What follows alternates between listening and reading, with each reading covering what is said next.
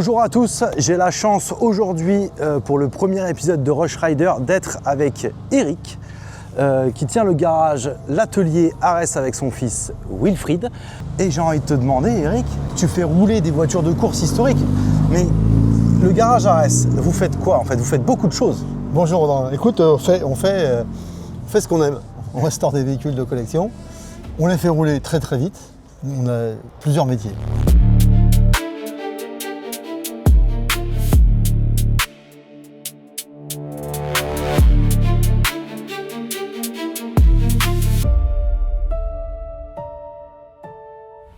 Il s'avère qu'avec le temps, on a élargi notre éventail de compétences pour plusieurs raisons.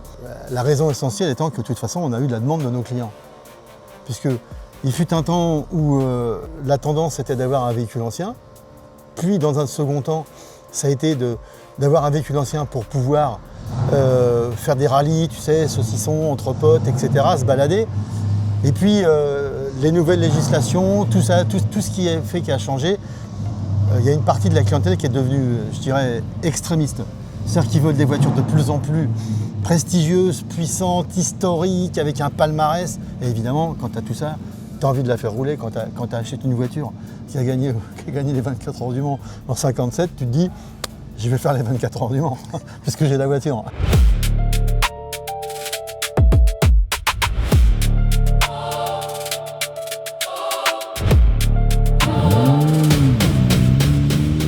On est sur le circuit de Manicourt qui a servi au Grand Prix de France de 91 à 2008. C'est vrai. Et qui fait 4 km 411 mètres. Bravo. Ai-je tort? Non, c'est tout à fait exact. Non mais c'est bien, au moins tu as révisé avant de venir. J'ai bossé un petit peu. Ça fait plaisir. Et là l'objectif de la journée, Eric, là tu viens faire rouler 6 voitures. Oui. En fait, ce qui se passe, c'est que on est en début de saison. On a une échéance très importante dans à peine un mois, même plus un mois là. Et les voitures ont passé l'hiver soit à l'atelier, soit endormies dans des parkings, des box où tu veux, soit même pour certaines, c'est des voitures que nos clients ont achetées pendant l'hiver et qui ne connaissent même pas. Ah donc les clients vont aujourd'hui rouler avec des voitures dont ils n'ont jamais pris le volant. Exactement. Incroyable.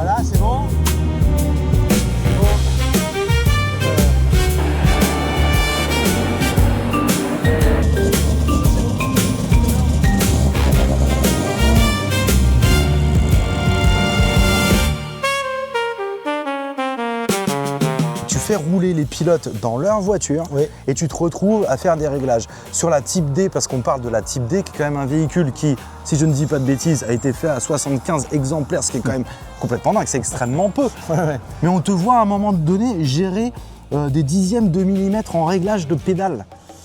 Alors, et je parle d'un centième des réglages que tu fais. On va régler les pédales parce que les pédales ne sont pas à la bonne hauteur et quand tu pilotes, on fait ce qu'on appelle parfois le talon pointe, c'est-à-dire qu'avec le même pied, tu freines et t'accélères en même temps. D'accord. Il faut que les pédales soient parfaitement ajustées. Il faut juste avoir les bonnes clés. Et j'ai du mal là ce matin, tu vois. Je suis pas encore dans le bain. En fait, tu vois, je suis en train de régler la différence de hauteur entre les pédales.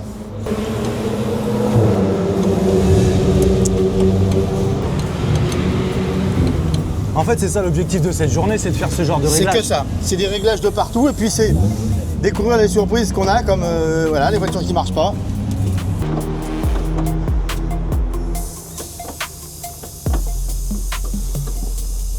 Allez, le moment le plus dur de la journée. Sortir de la Type D. C'est ça. On va sortir des voitures d'une façon générale. Ça, c'est quand même exceptionnel. C'est farfelu quand même. Farfelu. Farfelu. Moi, je trouve ça farfelu. Je me dis qu'il faut avoir une sacrée paire de coronets pour pouvoir rouler à 300 km/h dans une voiture qui n'a aucune protection, qui est en aluminium, avec le moteur qui est directement devant toi. Là, en cas de choc, à l'époque, tu avais peu de chances de survie. J'imagine. Et aujourd'hui, les mecs, ça ne leur fait pas peur. Tu as des voitures qui sont toutes différentes, Oui. avec des pilotes aussi qui sont différents. Bah oui, on n'a pas de clone. Alors, il faut comprendre une chose, ces voitures ont été conçues à l'époque par des ingénieurs. C'était le fleuron de ce que faisaient les constructeurs. C'était des voitures d'usine. Ces voitures ne se déplaçaient pas sans 2 camions, 10 mécaniciens, 3 ingénieurs, le patron de la boîte, etc. Et elles étaient confiées à des pilotes qui étaient des pilotes professionnels, c'est-à-dire des gens qui avaient une compétence hors du commun, qui en avaient fait leur métier, qui s'entraînaient toute l'année et qui étaient payés pour ça. Aujourd'hui, c'est nous qui faisons rouler. Il y a le patron de la boîte, hein. Il n'y a pas les 25 mécaniciens, les 2 camions, les 5 ingénieurs, on ne les a pas. Et nos clients sont des amateurs, des gentlemen, ce qu'on appelle des gentlemen drivers, qui, bon, bien entendu, disposent d'argent, parce qu'on ne va pas se mentir, il faut de l'argent pour faire ça, mais qui n'ont pas les compétences qu'avaient ces gens-là. Il faut savoir que dans le même temps, nos voitures sont au minimum aussi performantes, si ce n'est plus, et c'est très souvent plus, que ce qu'étaient capables de faire les usines à l'époque. Parce que l'évolution des matériaux, de la technologie, de la qualité des circuits, de tout, de la qualité des freins, la qualité des pneus. Nous, on est le fruit de 57, ça fait 70 ans. 70 ans de développement de cette voiture. Tu comprends bien qu'on en connaît plus que les gens qui l'ont conçue à l'époque et qui découvraient au fur et à mesure, qui apprenaient en marchant. Nous, on a 70 d'analyse, de data, d'infos, d'historique, de pièces qui ont été modifiées. On sait qu'en 63, ils ont fait une bêtise, ils ont fait modifier la boîte comme ça. Il ne faut surtout pas faire ça, donc on ne le fait pas nous. Tu vois. Mais c'est parce qu'on a la chance de venir après nous aînés.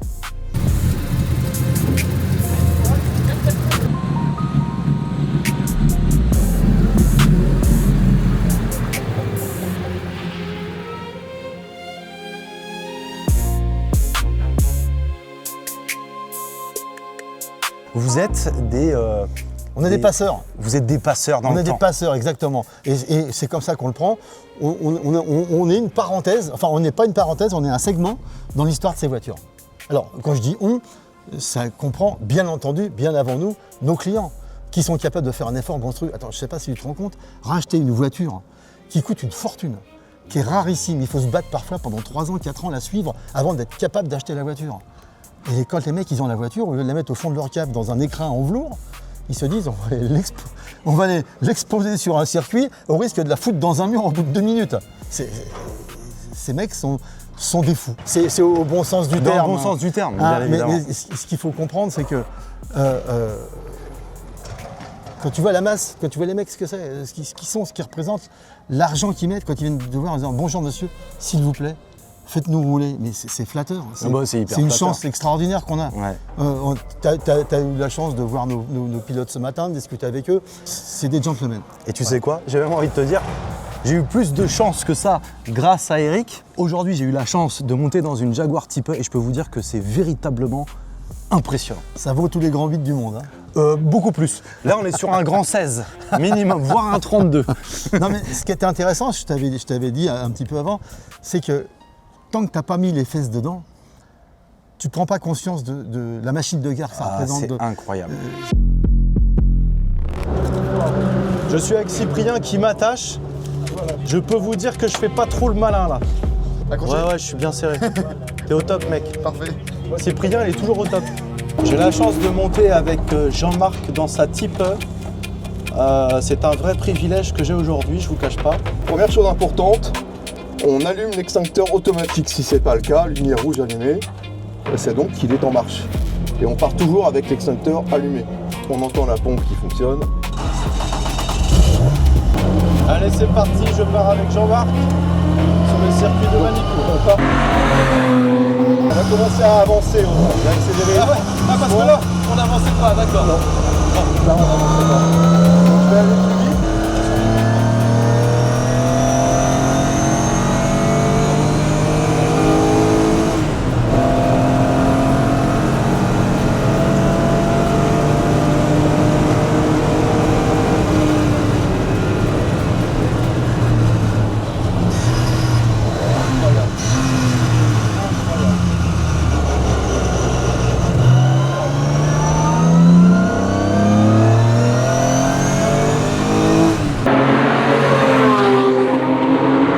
cette Jaguar, en 63, c'est tout l'effort technologique de Jaguar, d'une usine complète.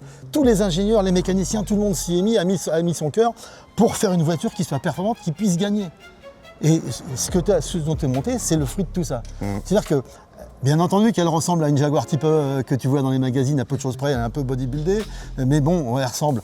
Mais tu as bien vu qu'il n'y a rien de commun. Non. Le bruit, la température, la puissance, les jets que tu prends. La tenue de route, c'est incroyable. J'ai passé mon essai à dire c'est incroyable. Ça va pas passer, ça va pas Ça passer. passera ça va pas. Et encore, je peux te dire que Jean-Marc est un mec super élégant. Ouais, merci beaucoup Jean-Marc d'ailleurs. Il a pas cherché à te faire peur, il a été... Et c'est un très bon pilote. Ah ouais, bah tu sais, il fait partie des gens qui nous ont... En fait, c'est ces gens-là qui nous ont mis le pied à l'étrier. Je crois qu'Eric a beaucoup de choses à nous raconter. Ah ouais, non, mais, et on connaissait quasiment rien, quoi. C'est on est fou, rentré ça. là-dedans pas à pas, quoi. Pas à pas, et puis après, bah, tu gravis les échelons comme tout le monde, quoi. Tu bosses, tu regardes les autres, quand tu sais pas, tu dis rien, tu regardes comment ils ont fait, tu fais semblant de savoir, en espérant que ça va marcher. Ça, c'est l'expérience. C'est pas uniquement, franchement, tu sais, c'est pas uniquement une débauche de fric, c'est énormément de travail, pour de notre part, c'est énormément d'investissement en temps et en argent pour nos clients, c'est des efforts, c'est des prises de risques. C'est vrai. Et ils sont moins nombreux à le faire. Hein. Ouais, Donc ils sont pas nombreux. ils méritent un peu de respect. Et moi, j'ai une énorme gratitude pour mes clients, parce qu'ils nous ont apporté énormément. Et puis tu apprends tellement vite. Tous mes gars, ils ont appris super plus vite grâce à ça. Parce que t'as pas à réfléchir pour faire, il faut que tu réfléchisses en le faisant. Donc tu as intérêt à aller vite et à le faire bien, parce que si tu sors de là et que ça ne départ pas, ça ne sert à rien de le sert faire. à rien. On est d'accord. Donc dans un premier temps, on va s'arrêter là pour aujourd'hui, pour ce premier épisode. Cependant déjà, merci Eric, merci à la Team Ares, merci à Manicourt et merci bien évidemment au pilote. Et merci Nathan qui est derrière la caméra. À bientôt Nathan. Ciao.